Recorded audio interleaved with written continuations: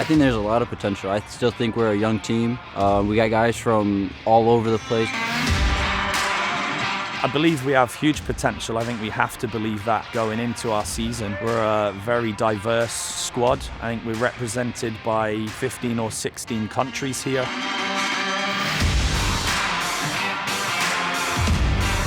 What I love about the team is everyone's dedication. There's not a day that nobody shows up 110%, and everyone's love for the game shows every single day through our highs and lows, and I just think that's amazing to be around all the time.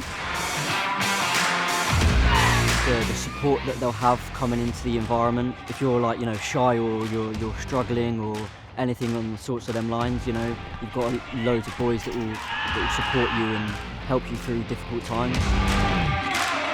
We have a really hungry squad that's capable of competing towards the top of the conference. Cleary is a great university. The staff and faculty here support the students.